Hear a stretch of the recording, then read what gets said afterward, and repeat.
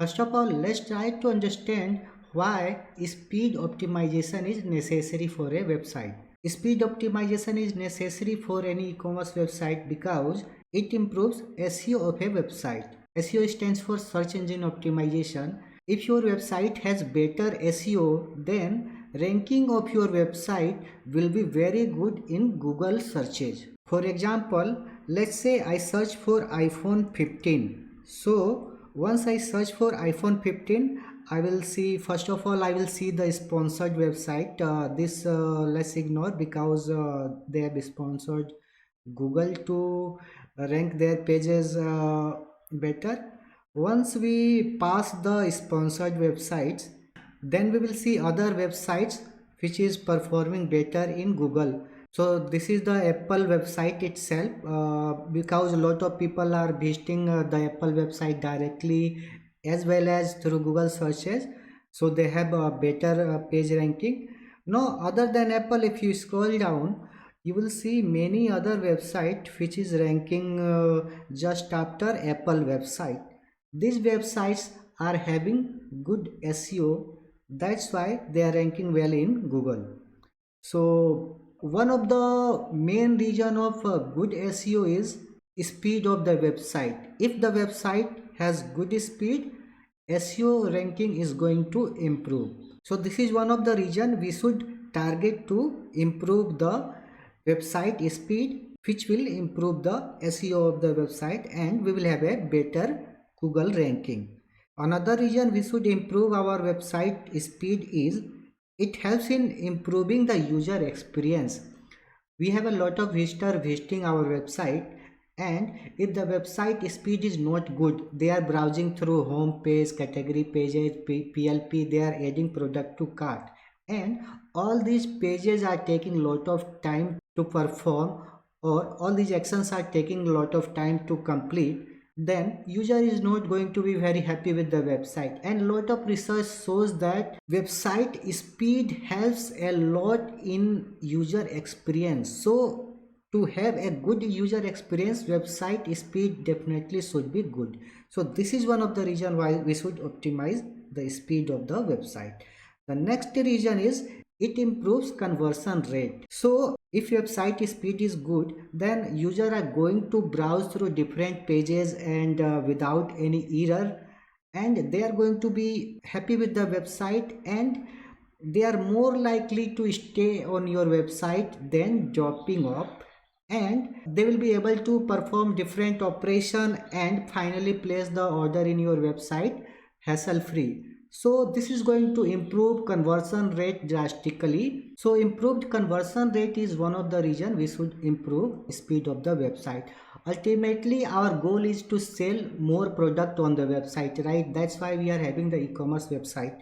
Whatever product we are selling, we should identify a way to sell more product, and good speed is going to help us to have a better conversion. Another reason we should improve our website is it is going to give less load to our server. So we are hosting our website on a server, whether you are using a dedicated host or shared host, in either case the website is going to be hosted on a server. And if our website performance is good, then the load on the website, that is going to decrease, because if website performance is not good, let's say there are some customization in add to cart API which has impacted the API and it is performing very badly, all this time taken to perform this operation, that operation is happening on the server and it is utilizing the server resource that we have. In many cases we have fixed server resource like fixed CPU, fixed storage, and with this fixed CPU storage and limitations, if some API is taking more time to complete, other API for other users, that is going to be impacted and they are not going to get the same resource as the previous call, which is going to increase the time taken to complete the other resources. Ultimately all these are going to increase the overall API response time as well as Now since more resources are being utilized on the server, one option you can think is to improve the server processing capacity, but it is going to increase the cost incurred on your server, so you have to pay more to the server providers. So this is one of the reason we should improve the speed. It helps us reducing the overall load on the server and saves us money. Now let's take a look at different tools available for us, using which we can identify how good our website is performing and what are the opportunity areas where we can work and improve the website speed.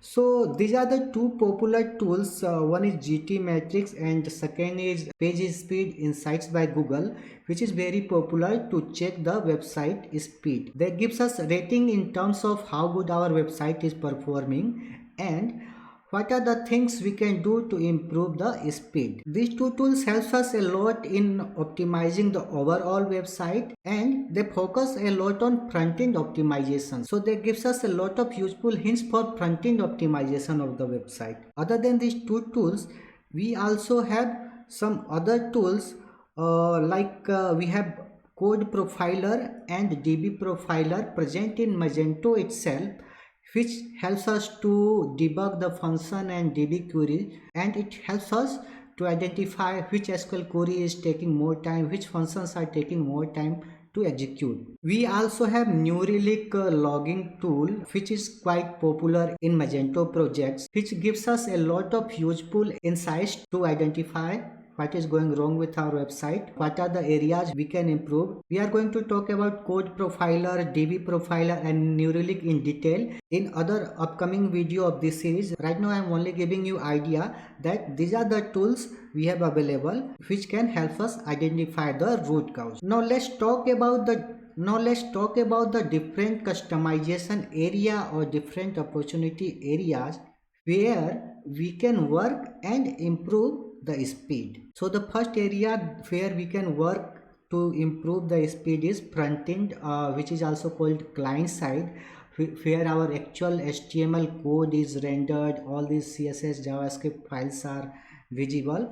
That is the area which developers usually refer as front end of the website. So this is one area where we can work and improve the website speed. Next area that we can work is the backend of the website. So we have backend code, APIs, many modules on the backend which runs internally, which is not visible to the user. And in this section we are going to learn what we can do to optimize our backend code to achieve a better performance.